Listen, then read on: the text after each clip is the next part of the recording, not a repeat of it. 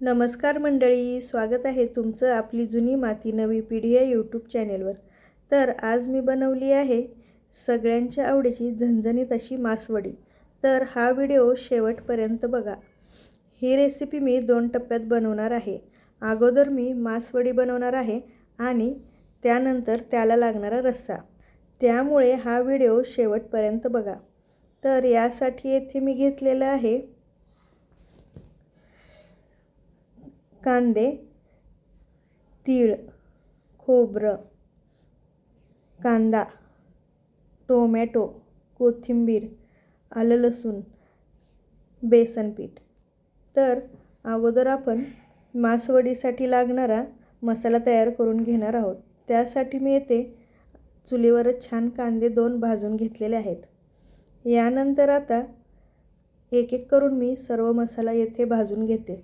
अगोदर मी तीळ टाकलेलं आहे, थोडंसं भाजून घेतलं आहे आणि यानंतर खोबरं घालून त्यालाही छान भाजून घेतलं आहे। याला आता लालसर रंग येईपर्यंत खरपूस भाजून घ्यायचा आहे। मसाला आपला छान भाजून झालेला आहे। येथे आता मसाला बनवूया।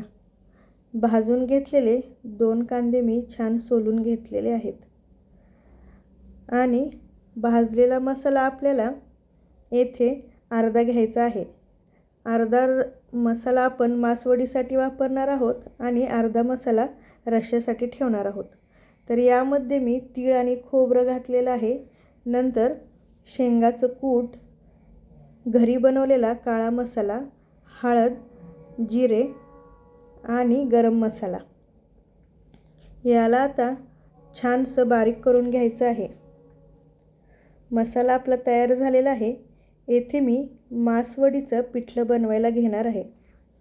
तर आपल्याला येथे प्रमाण अगदी योग्य घ्यायचं आहे। 1 वाटी बेसन पिठासाठी आपल्याला 2 वाटी पाणी वापरायचं आहे। 1 वाटी पाणी मी इथे पेस्टसाठी वापरलेलं आहे आणि 1 वाटी पाणी गरम करायला ठेवलेलं आहे। चांगली पाण्याला उकळी आल्यानंतर आपण येथे बेसन घालून घेतलेलं आहे आणि त्याला कंटिन्यू घोटत राहायचं आहे, जेणेकरून आपल्या पिठल्यामध्ये गाठी होणार नाहीत। याला 5 मिनिटं वाफेवर शिजू द्यायचं आहे। आता मी एक सुती कापड घेतलेलं आहे। सुती कापड आपल्याला पाण्यामध्ये चांगलं भिजवून घ्यायचं आहे। यावर थोडीशी कोथिंबीर आणि खोबरं घालून घ्यायचं आहे। आता आपलं पिठलं येते चांगलं रेडी झालेलं आहे। हे पहा, पिठलं आपलं छानसं रेडी झालेलं आहे। हे गरम असतं, त्यामुळे याला पाण्यात हात बुडवून थापायचं आहे, त्यामुळे आपल्या हाताला चटका बसणार नाही। हे पिठलं येते परफेक्ट झालेलं आहे। थापून त्याची एक पातळ पोळी बनवायची आहे आणि त्यावर जो आपण मसाला तयार केला होता तो पसरून घ्यायचा आहे। येथे मी सर्व पोळीवर हा मसाला पसरून घेतलेला आहे। वरतून थोडंसं खोबरं आणि कोथिंबीर घालायची आहे आणि याचा आता घट्ट असा रोल बनवायचा आहे। हे पहा, मी जसा रोल बनवते तसा आपल्याला हळूहळू रोल बनवायचा आहे आणि त्याला त्रिकोणी शेपमध्ये छान दाबून घ्यायचं आहे। हे पहा, आता आपला रोल त्रिकोणी शेपमध्ये छान आलेला आहे। याला मी खाली काढून घेते आणि आता याचे आपल्याला पाहिजे त्या आकारामध्ये काप करून घ्यायचे आहेत। तुमचं पिठलं थोडंसं पातळ जरी झाले असेल ना तर घाबरून जायचं नाही। रोल केल्यानंतर याला 6-7 मिनिटं सेट व्हायला ठेवून द्यायचं, त्यामुळे पिठलं आपलं थंड झाल्यानंतर आपोआपच ते सेट होईल आणि तुम्हाला छान वड्या पाडता येतील। येथे मासवडी छान तयार झालेली आहे। याला मी आता एका प्लेटमध्ये काढून बाजूला ठेवून देते आणि रस्स्याची तयारी करायला घेते। यासाठी मी घेतलेला आहे एक मोठा कांदा। कांदा आपल्याला छान लालसर होईपर्यंत भाजून घ्यायचा आहे। मी चुलीवर स्वयंपाक करते, त्यामुळं भांडी मातीची आणि लोखंडी वापरते। तर कांदा आपला छान असा भाजून झालेला आहे। यामध्ये आपण एक मोठा टोमॅटो घातलेला आहे तो पण आपल्याला चांगला भाजून घ्यायचा आहे. यानंतर आलं आणि लसूण मी यामध्येच घातलेलं आहे, ते पण यासोबत भाजून घ्यायचं आहे. हे आपलं साहित्य छान भाजून झालेलं आहे.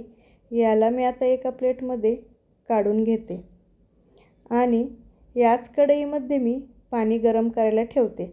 आपलं वाटण होईपर्यंत पाणी चांगलं उकळून निघेल. आपल्याला आता हे चांगलं मिक्सरच्या भांड्यामध्ये घालून वाटून घ्यायचं आहे. आता येथे मी जो आपण सुरुवातीला मसाला भाजून घेतला होता, खोबरं आणि तीळ, हे पण यामध्ये घालायचं आहे आणि थोडीशी कोथिंबीर. याचं छान बारीक वाटून बनवून घ्यायचं आहे. हे पहा, वाटण आपलं येथे छान तयार झालेलं आहे. आता मी रस्सा बनवायला घेते. मी यासाठी मातीचं भांडं वापरलेलं आहे. यातली चव खूप छान लागते. चुलीवर केलेल्या भाज्या आणि ते पण मातीच्या भांड्यातले, याची चव एकदम निराळीच. यामध्ये मी 2-3 पळ्या तेल घालून घेतलेलं आहे. तेल चांगलं तापल्यानंतर मोहरी आणि जिरे. आता आपल्याला यासाठी मसाले घ्यायचे आहेत. येथे मी घेतलेली आहे 1 छोटा चमचा हळद, घरी बनवलेला काळा मसाला. मी मसाला घरीच बनवते. आणि लाल मिरची पावडर पण मी घरीच बनवलेली आहे. 1-1.5 चमचा लाल मिरची पावडर. हा गरम मसाला पण मी घरीच बनवलेला आहे. यामध्ये आपल्याला थोडंसं पाणी घालून याची पेस्ट बनवायची आहे, कारण डायरेक्ट तेलामध्ये टाकल्यामुळे आपले मसाले करपतात. पाण्यामध्ये मिक्स करून टाकल्यानंतर मसाले आपले करपत नाहीत आणि भाजीला कट किंवा तर्री पण चांगली येते. येथे मी मसाले घालून झाल्यानंतर आपण बनवलेली ग्रेव्ही यात घातलेली आहे. याला आता छान मिक्स करून घ्यायचं आहे आणि चांगलं तेल सुटेपर्यंत शिजायला ठेवायचं आहे. यामध्ये मी थोडंसं मीठ घालून घेतलेलं आहे. राहिलेले मीठ आपल्याला आमटीमध्ये घालायचं आहे. सजावटीसाठी छान कोथिंबीर. आपल्या ग्रेव्हीला आत्ता छान तेल सुटलेलं आहे. हे पहा, ग्रेव्ही छान तेल सोडायला लागलेली आहे. आता यामध्ये आपण गरम पाणी घालून घ्यायचं आहे. मी येथे पाणी अगोदरच गरम करून ठेवलं होतं. मी ही भाजी 7-8 लोकांसाठी बनवलेली आहे. माझ्याकडे पुण्याहून पाहुणे येणार होते आणि त्यांची मागणी होती, ताई तुमच्या हातची मासवडी खूप छान लागते, त्यामुळे आमच्यासाठी आज मासवडीच बनवा. त्यामुळे हा आजचा बेत. आत्ता आपल्याला येथे चवीप्रमाणे मीठ घालून घ्यायचं आहे आणि रस्सा आपल्याला मंद आचेवर उकळायला ठेवायचा आहे. हे पहा, हळूहळू रस्सा छान उकळायला लागलेला आहे आणि याला रंग पण खूप छान आलेला आहे. रस्सा आपला येथे तयार झालेला आहे. तुम्ही बघू शकता किती सुंदर रस्सा झालेला आहे आणि कलरही किती छान आलेला आहे.